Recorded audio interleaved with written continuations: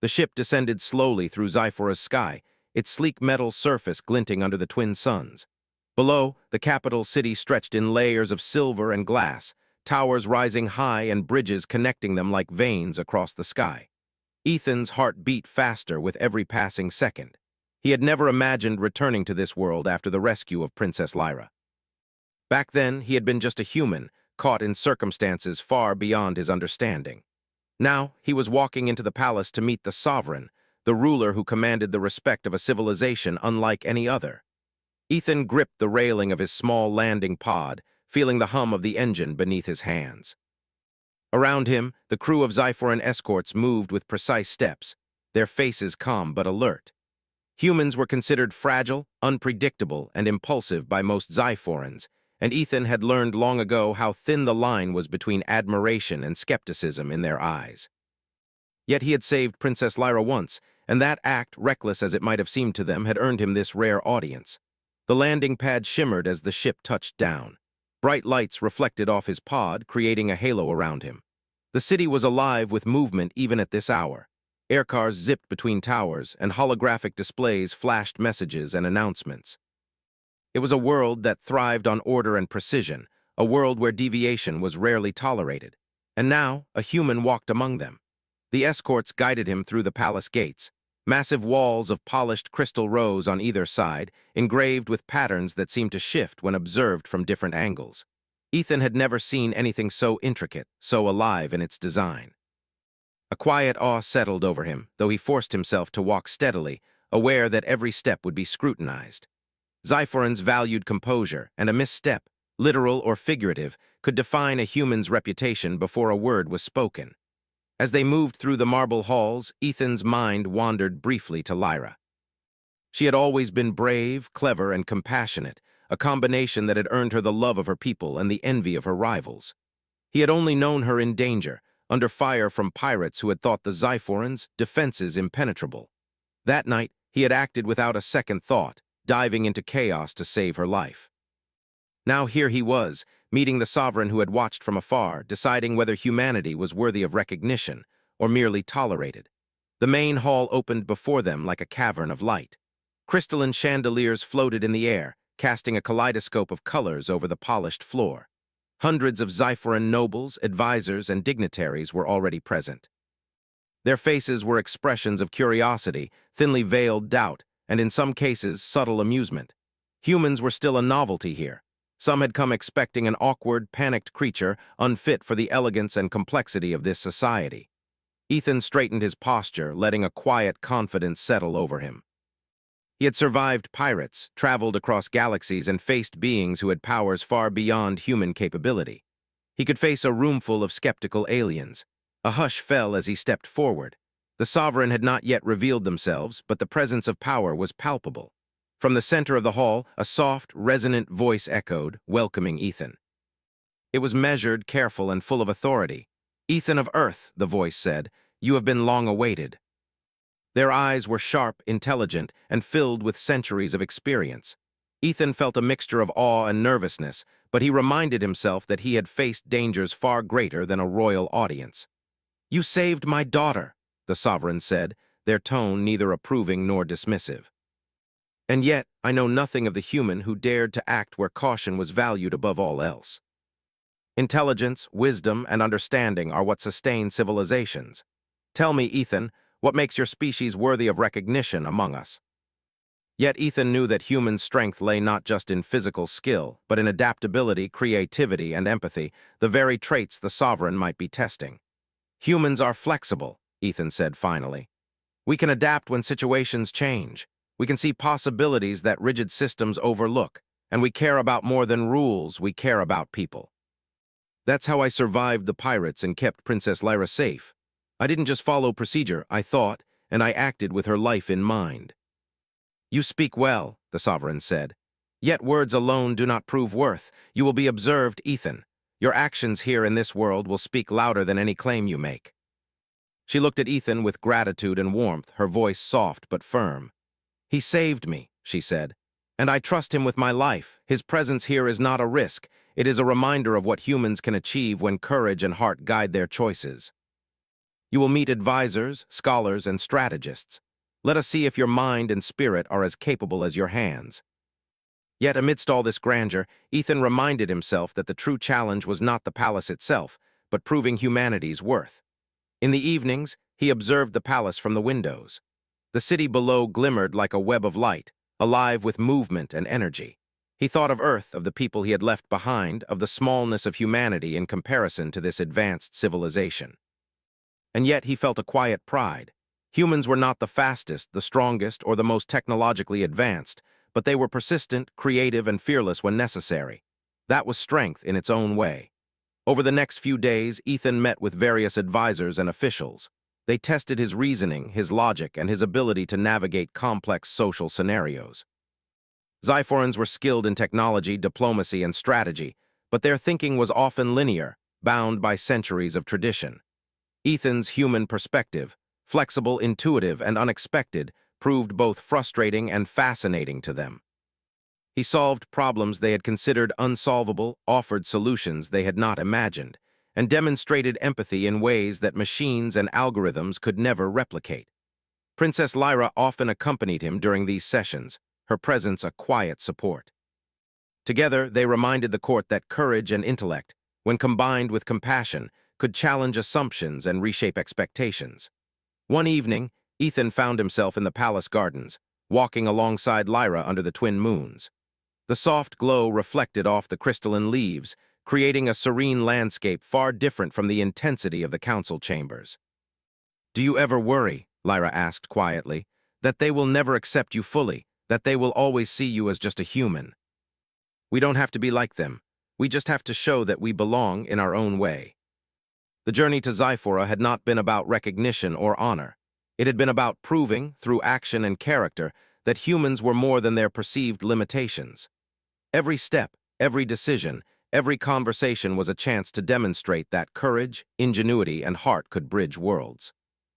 The sovereign had yet to pass judgment, but Ethan knew that the first part of the test, survival in this alien society, observation under scrutiny, and patience under watchful eyes, was already a success.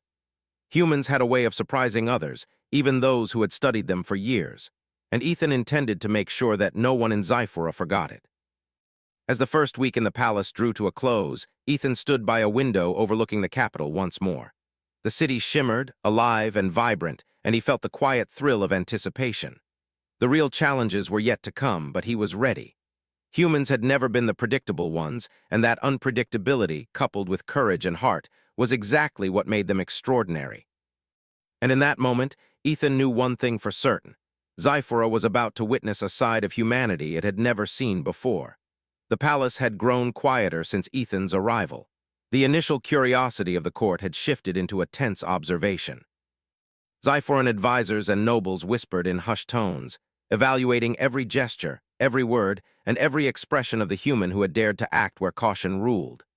Ethan moved through the halls with measured steps, aware of the weight of scrutiny. Even simple actions, like adjusting his clothing or bowing too deeply, could be interpreted as either respect or incompetence. Despite the tension, he felt no fear. Humans had a peculiar ability to act under pressure, to remain calm when situations seemed impossible. That ability had saved Lyra before, and he knew it could help him navigate the complex world of Xiphoran politics and protocol. One morning, he was summoned to the Hall of Council, a massive chamber that combined elegance with function. Crystal walls reflected the light from floating orbs, casting patterns that shifted as the sun rose and set outside. Around a central table sat the most influential advisors of the realm. They were the ones who guided the sovereign, and now they were tasked with evaluating the human before them. "You have been observed," said the lead advisor, a tall Xiphoran named Thalon, whose eyes were sharp and calculating. "Your actions in saving Princess Lyra were remarkable, but they were also reckless. Humans are known for impulsiveness. How can we trust that you will act wisely when the stakes are higher than a single life? Sometimes rules are not enough. Sometimes you have to act with understanding, with reasoning beyond what protocol allows. That night, I did what I believed was right. I acted because I had to, and it worked. We understand the result was positive, but the method was unpredictable. In diplomacy and governance, unpredictability is often dangerous. That is what saved the princess." The Sovereign summoned Ethan to participate in a simulation designed to evaluate decision-making under stress. The chamber transformed into a holographic battlefield, where cityscapes shifted and dangers appeared at unpredictable intervals. Your goal, the Sovereign's voice echoed, is to protect this sector without causing unnecessary damage. You have limited resources and no external help. Show us your approach. He directed defensive drones to block the most vulnerable points, diverted potential threats with calculated movements, and even sacrificed a few non-critical structures to save lives. The holograms responded realistically, shifting according to his strategies. Within the simulation, human improvisation showed where logic alone would have failed. When the simulation ended, the chamber was silent. The advisors were visibly impressed. Even Thalon's sharp expression softened slightly. You acted outside the expected parameters, Thalon said. Yet you achieved success without catastrophic loss. That is unusual for your species. We humans may be flexible, but we are not reckless without reason. They measure everything in protocol, in history, in procedure. What I do is different. That difference will take time to accept. Her support was invaluable. Humans could survive alone, yes, but trust and collaboration often amplified their strengths. Days passed, each filled with observation, tests, and challenges. The Sovereign's court was a world of subtle traps, hidden expectations, and layered meanings.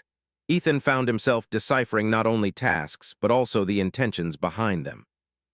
Xiphorans rarely acted openly. Much of their strategy lay in suggestion, implication, and expectation. Human intuition became his greatest ally. One evening, during a session on diplomacy, Ethan was presented with a complex scenario. Two alien factions on the outskirts of Xiphora were in conflict over resources. Traditional Xiphoran negotiation methods would require months of protocol, treaties, and careful positioning. Failure could escalate to war. Ethan studied the parameters. He noticed that both factions valued recognition and respect more than any material resource. Using this insight, he proposed a solution that sidestepped the standard bureaucracy. He suggested symbolic gestures, shared responsibilities, and collaborative ventures, small actions that acknowledged the factions' pride and gave them a tangible stake in cooperation. The advisors were stunned. This is unconventional, Thalon said, but it could succeed where months of negotiation might fail. Sometimes solutions require understanding the heart, not just the law. Humans notice patterns in people, in behavior, and in relationships. That is how we survive and thrive in unpredictable situations. You are changing their perspective, she said. Little by little, they see that humans are not simply fragile or impulsive. A small group of intruders had breached the perimeter, technologically sophisticated and clearly prepared to exploit weaknesses. Xiphoran guards moved quickly, yet their movements were patterned, predictable. Humans were rare here, and the attackers assumed that Ethan would panic or hinder the response. He did not. He acted with calm decisiveness. Observing the attackers' approach, he identified the patterns in their movement, predicting the timing of their strikes. He directed the Xiphoran defenders with precise commands, improvising tactics that accounted for gaps the standard protocols had missed. Within minutes, the intruders were contained, disarmed, and secured. The court witnessed the event via holographic feeds. Murmurs of surprise and admiration spread throughout the chambers. A human had prevented what could have been a major disaster, using nothing more than observation, intellect, and courage. Later, in a private audience, the Sovereign addressed Ethan. You act with clarity and purpose. Your species, unpredictability is both your weakness and your strength. We see now that what we once dismissed as impulsive behavior can, when guided by understanding, be extraordinary. Perhaps it is time we reconsider what humanity represents. There may be more value in your species than we first assumed. Adaptability, empathy, and courage, the qualities he had always relied upon, were beginning to gain recognition. That night he sat with Lyra in the palace gardens, gazing at the stars above Xiphora. The twin moons reflected softly on their faces, and the distant city hummed with life. They are beginning to understand, Lyra said, but the real challenges are still ahead. You cannot rely on your past actions alone. You will need to prove yourself again and again. You are not just a human who saved my life. You are someone who can stand among us and be respected for who you are. Yet every success, every small demonstration of human ingenuity, brought them closer to understanding what humans were truly capable of.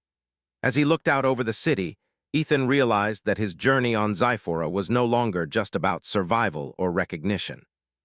It was about showing the universe that humans, though small in size and young in age compared to galactic civilizations, had a spark that could not be replicated. Courage, creativity, and heart. These were the qualities that made humans extraordinary, and they would carry him through the challenges to come. And in that quiet moment, under the soft glow of alien moons and distant stars, Ethan felt ready. Whatever trials lay ahead, he would face them with the same determination that had carried him through pirates, danger, and uncertainty. Humans had always found a way to survive. Now they were beginning to show that they could thrive. The calm that had settled over the palace was shattered in the middle of the night. A warning siren echoed through the corridors, vibrating off the crystalline walls. Ethan was asleep in his quarters when the alarms blared.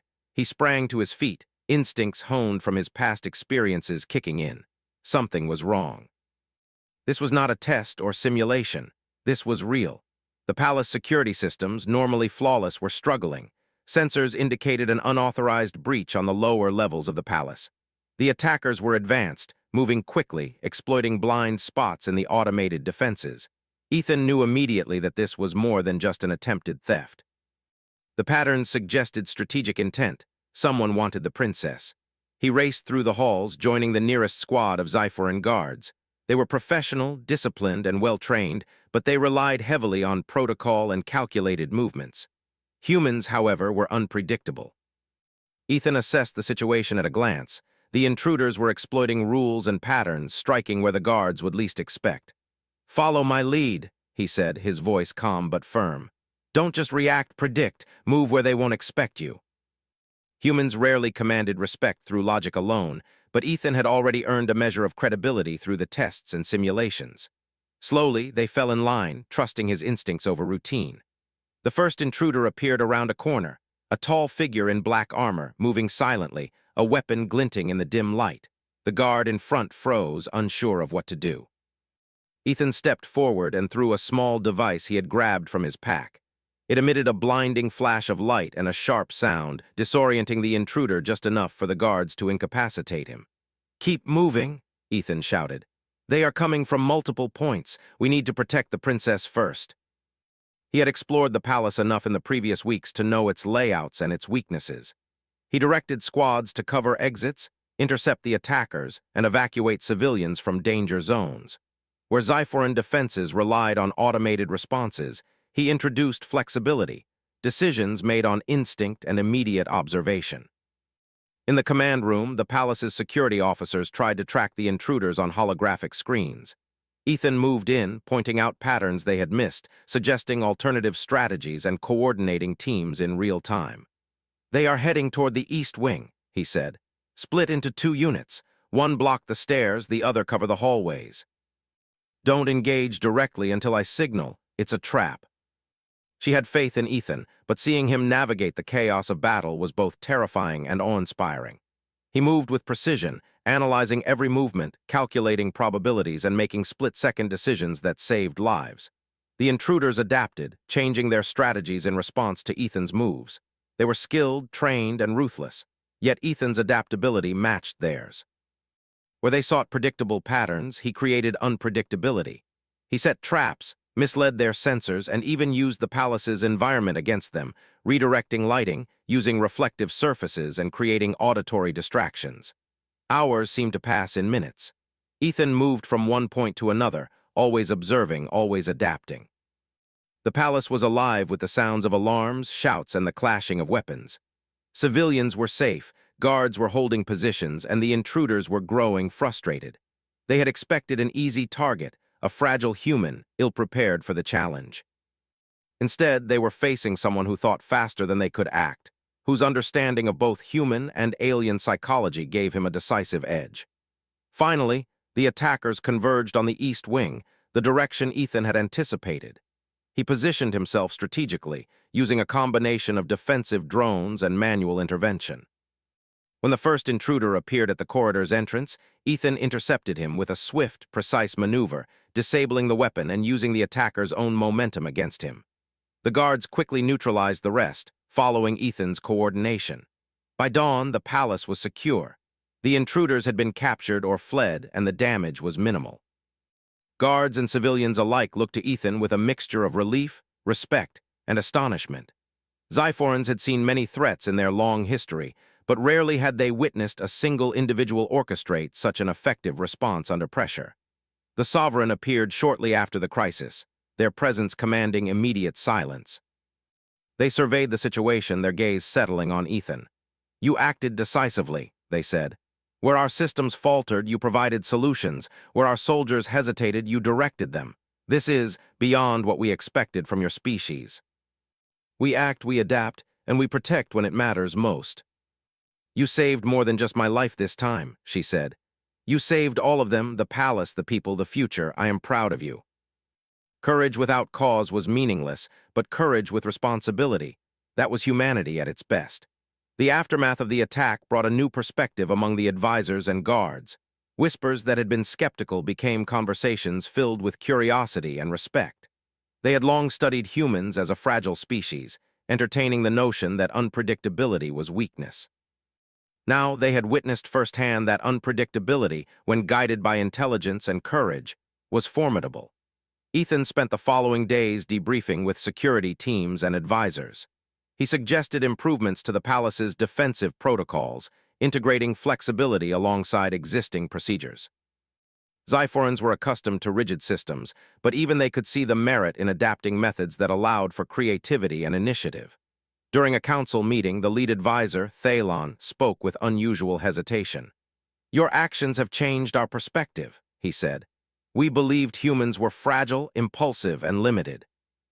Yet you have shown qualities that even the most disciplined among us could not replicate. Perhaps there is a value in unpredictability after all. That is our strength. You have proven more than your worth. You have shown that humans are capable of extraordinary action, not by technology alone, but by intellect, courage, and heart. We will consider this carefully as we determine your place here." Yet acknowledgement from the Sovereign was significant. It meant that humans were no longer just observers in the galactic order. They could contribute meaningfully, influence outcomes, and stand as equals in ingenuity and valor. In the quiet of the palace gardens that evening, Ethan and Lyra walked together beneath the softly glowing trees.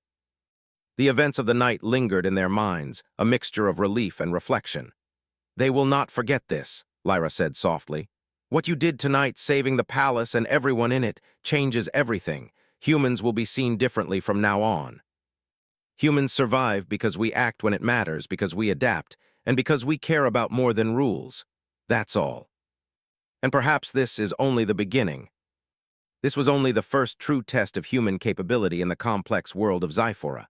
The following days were a period of observation and subtle recognition.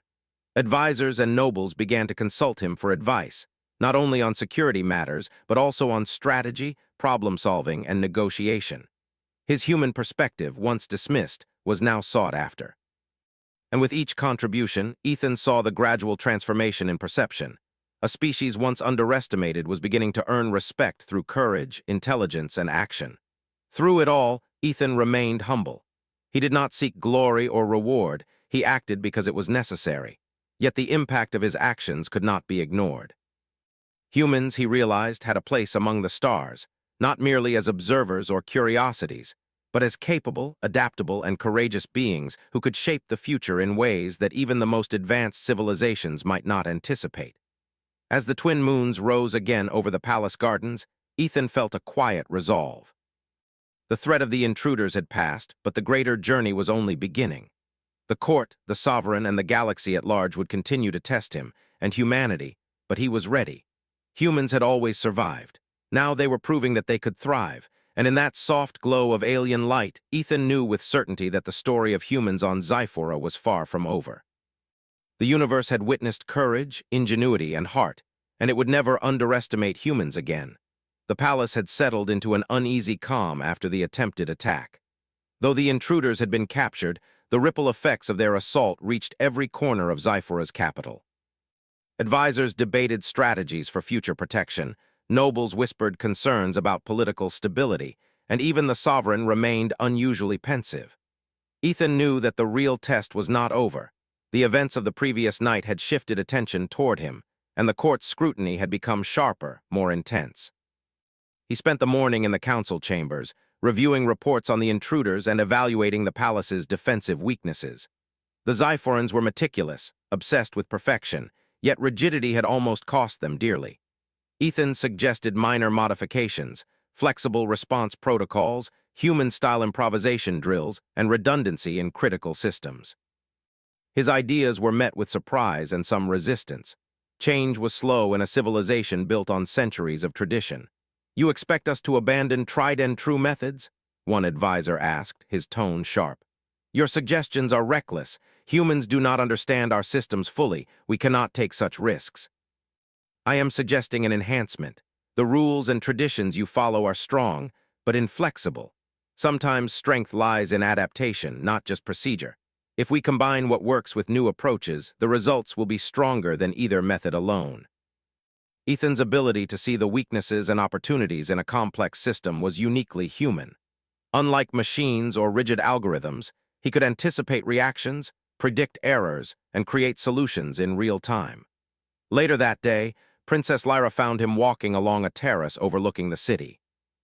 The twin moons glimmered faintly in the sky, and the soft hum of distant aircars created a peaceful background. "They are talking about you more than ever," Lyra said quietly. "Advisors, nobles, even some of the sovereign's inner circle. They respect your decisions now, but there is caution too.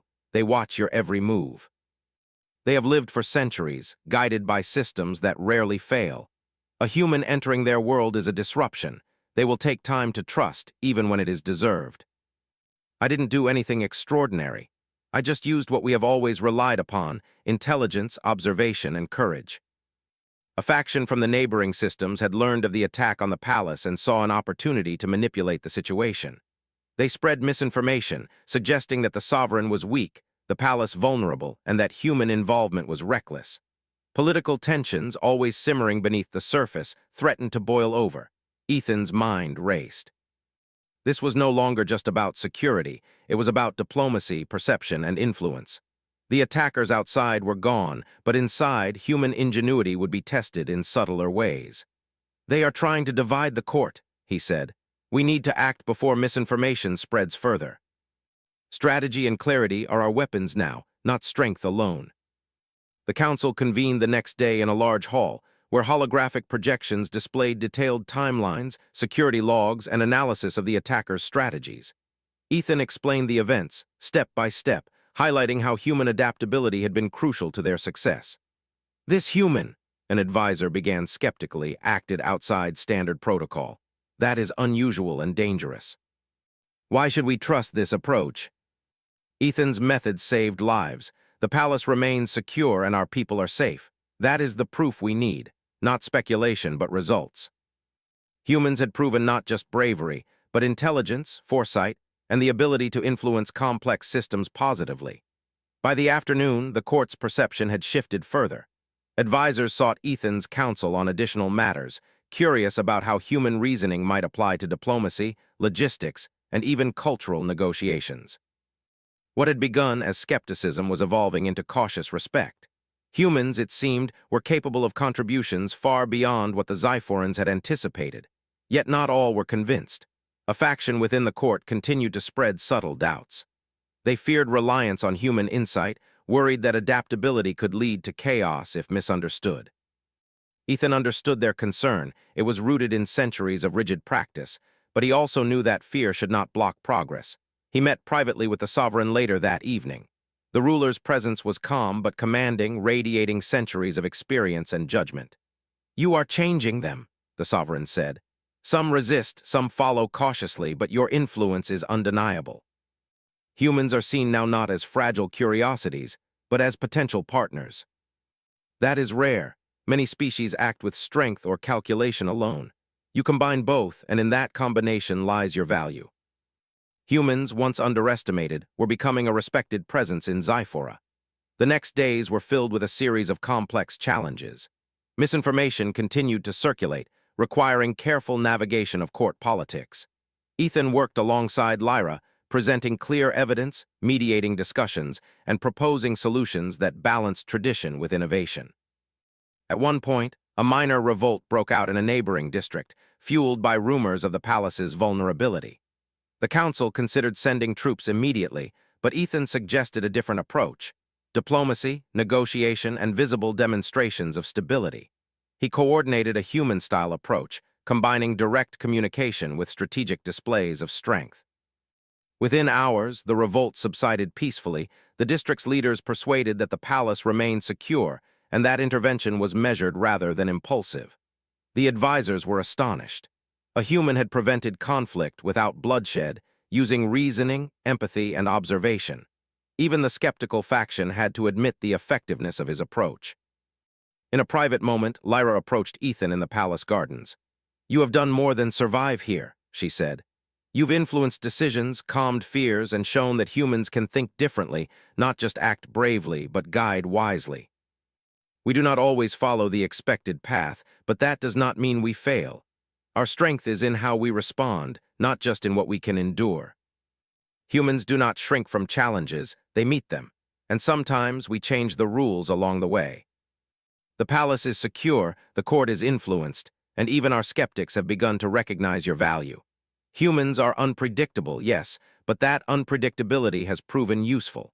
Perhaps it is time to consider a larger role for your species in our affairs. I seek only to demonstrate what humans are capable of and to contribute where we can. That is all we ask, to be trusted and to act wisely when it matters.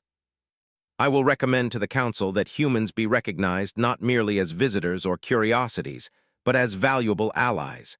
This is a significant step forward for both our worlds." Yet through every trial, humanity's strengths had shown: adaptability, courage, intelligence, and compassion. The court, the advisors, and even skeptics had begun to see what humans could offer.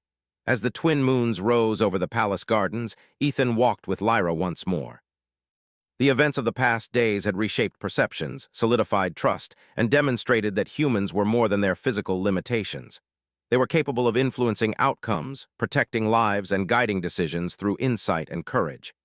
"This is only the beginning," Ethan said. "There will be more challenges, more tests, and perhaps greater threats, but humans will meet them. That is who we are." He knew that the events of these days were more than mere survival. They were a demonstration of humanity's potential, a lesson that would not be forgotten by Zyphora or its people. And in that quiet moment under the twin moons and stars of an alien sky, Ethan understood the true power of humans. Not in brute strength, not in advanced technology, but in adaptability, courage, and heart. Qualities that could influence worlds, change perceptions, and stand firm even in the face of the most challenging trials. Humans had survived countless trials on Earth. Now they were proving they could thrive in the stars. The days that followed were filled with preparation and anticipation. The palace was bustling with activity, not from conflict, but from diplomacy. News of the recent events, Ethan's quick thinking during the attack, his guidance in strategy, and his human ingenuity had spread through the court and the outer districts. Envoys from neighboring systems were arriving, some curious, some cautious, all eager to witness the human who had changed perceptions in Zyphora. Ethan walked through the palace halls, observing the preparations. He noticed advisors and guards discussing his past strategies, and even the skeptics were consulting him for input on new security protocols. Humans were no longer seen merely as fragile observers. They were being recognized as capable contributors. Ethan felt a sense of quiet satisfaction, but he remained vigilant. Recognition was not the goal. It was the opportunity to demonstrate humanity's true potential. Princess Lyra approached him, her expression a mixture of excitement and concern. "The Council and the Sovereign are preparing a ceremony. They wish to formally acknowledge your contributions and discuss humanity's role moving forward. But the real work will not be in the ceremony. It will be in what comes after. Humans do not seek glory. We act because it matters, and the future will require more than recognition. It will require wisdom, courage, and adaptability. That is why they will come to respect humanity as well." "You have observed a human in action," the Sovereign began, their voice carrying through the hall. "One who acted not out of desire for recognition or reward, but out of courage, intelligence, and a sense of duty. This human has shown qualities that are rare, even among the most advanced civilizations. He has proven that adaptability, observation, and heart are as powerful as technology or tradition." "Ethan of Earth," the Sovereign said, You have earned the trust and respect of this court. More importantly, you have demonstrated that humans, though young in the galaxy, possess qualities worthy of alliance and partnership. Your actions have opened the door for your species to be recognized as valuable contributors to Xiphora and its allies. Humans were no longer a curiosity, they were partners capable of strategy, courage, and leadership. After the ceremony, Ethan was led to a private audience with the Sovereign and Princess Lyra. The Sovereign's expression was softer now, filled with a rare warmth. "You have proven more than your worth," the Sovereign said. "You have changed perceptions, influenced outcomes, and demonstrated that humans are capable of extraordinary deeds. Your presence here is a gift, not only to the palace but to the future of our alliance. That is all we ask, to be trusted and allowed to contribute." He thought of Earth, of the people he had left behind, and of the possibilities that lay ahead. Humans had survived countless challenges, and now they were proving that they could thrive in the galaxy. They could influence decisions, guide outcomes, and be recognized not for their strength alone, but for their ingenuity, courage, and empathy. The following weeks were filled with collaborative work. Ethan advised the Council on security, diplomacy, and interstellar relations. He worked alongside Lyra to strengthen alliances with neighboring systems, using human insight to resolve conflicts and build trust. Each success further solidified the respect and recognition humans had earned. One morning, a messenger arrived with news from Earth. They had heard of Ethan's actions and the recognition he had received. Humanity, long considered a young and fragile species, was now being noticed by a civilization far beyond its own. The implications were immense. Humans had the potential to influence galactic affairs not through force, but through intelligence, courage, and action guided by heart. Ethan shared the news with Lyra. "This is only the beginning," he said. "Humans have survived against all odds on Earth. Now we have the chance to show that we can thrive, contribute, and shape the future on a larger scale. But we must remain wise, courageous, and adaptable. That is our true strength. Together, we will ensure that humans are not just participants, but valued partners in the galaxy." Ethan presented his insights, demonstrating how human adaptability and perspective could complement Xiphoran's strategy and technology. "The human perspective," he explained, "offers flexibility, creativity, and empathy. We act where rigidity fails, and we think where patterns are insufficient. That is how we survive and thrive. This is not about replacing your systems, but enhancing them. Together, we can achieve outcomes neither species could accomplish alone." By the end of the meeting, the Council unanimously recognized humans as allies, establishing protocols for cooperation, shared strategy, and mutual support. Ethan felt a quiet satisfaction. This was more than recognition. It was proof that humanity could stand as equals in the galaxy, not by brute force or advanced technology alone, but by courage, intelligence, and heart. Humans had always survived against overwhelming odds. Now they were demonstrating that they could thrive. That evening, Ethan walked with Lyra through the palace gardens. The soft glow of the twin moons illuminated the crystalline leaves, and the hum of distant activity filled the air. "You have done more than save lives or prevent conflict," Lyra said. "You have changed perceptions, influenced decisions, and shown that humans are capable of greatness in ways others cannot imagine. We do not seek recognition, but when our actions are acknowledged, it shows that courage, intelligence, and heart are valued. That is enough. Your actions have saved lives, strengthened alliances, and shown qualities that are as important as any technology or strategy. We will remember this day, and your contributions will guide our decisions for years to come. Humans will continue to act, adapt, and help wherever we can. That is all we seek, to be allowed to contribute and to prove our worth through action." The universe had witnessed courage, intelligence, and heart, and it could not ignore humans again. Looking up at the stars above Xiphora, Ethan realized that this was just the beginning. Humans had survived countless trials on their home planet. Now they had proven that they could thrive among the stars, respected not for size, strength, or technology alone, but for qualities that were uniquely human. And as the twin moons reflected softly on the crystalline towers of the palace, Ethan knew one thing with certainty. Humans would continue to rise, adapt, and shape the future, not through domination, but through courage, intelligence, and the enduring power of heart. Princess Lyra walked beside him, her presence a quiet reassurance. "This is the start of a new era," she said softly. "For humans and for Xiphora, Together, we can face whatever comes next. For the first time in centuries, a species once considered fragile was being recognized for its true strength. Not strength of arms, but strength of mind, courage, and heart. Ethan smiled quietly. The universe had taken notice. Humanity had proven itself, and the story of humans in the stars was only beginning. With the palace secure, the court transformed, and alliances forming, Ethan felt a sense of peace. The trials had tested him, challenged him, and ultimately revealed the true power of humans. Courage, intelligence, and heart were not abstract concepts. They were tangible forces capable of shaping outcomes, influencing civilizations, and bridging worlds. And under the twin moons of Zyphora, with Lyra at his side and the galaxy before him, Ethan knew that humanity's journey among the stars had only just begun.